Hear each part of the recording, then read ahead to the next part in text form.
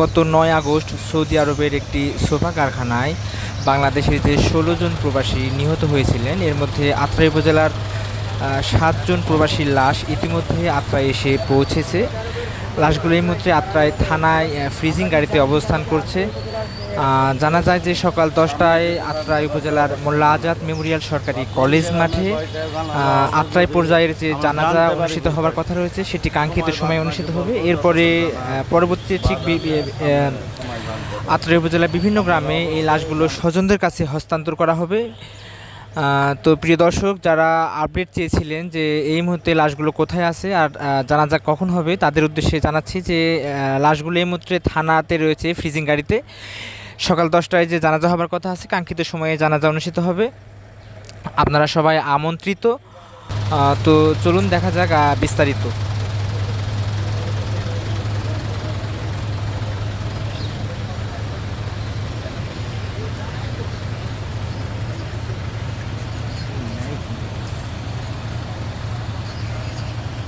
আচ্ছা, এখানে আমরা জনি ভাইকে এই মুহূর্তে দেখতে পেলাম। আপনার থানাতে অবস্থান করছে জনি ভাই। তো জনি ভাইয়ের কাছে জানার চেষ্টা করব। জনি ভাই, এখানে ইতিমধ্যে কয়টি লাশ এসেছে?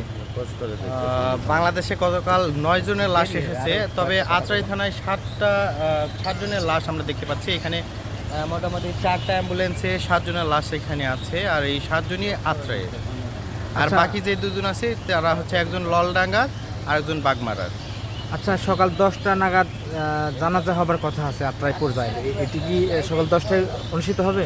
হ্যাঁ, আমরা ইওনো আত্রাই ওনার অফিসিয়াল যে ভেরিফাইড পেজ আছে সেখানে কিন্তু আমরা জানতে পেরেছি যে আজকে সকাল 10টায় মোল্লা আজাদ মেমোরিয়াল কলেজে জানাজা অনুষ্ঠিত হবে। আর জানাজা অনুষ্ঠিতর পরে পরিবারের কাছে লাশ হস্তান্তর করা হবে। বয়াপাড়া মেলা কাটাকাটি।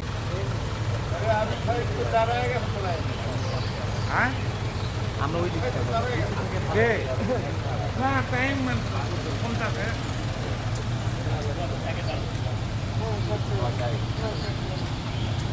ভিডিও হয়, বুঝিনি।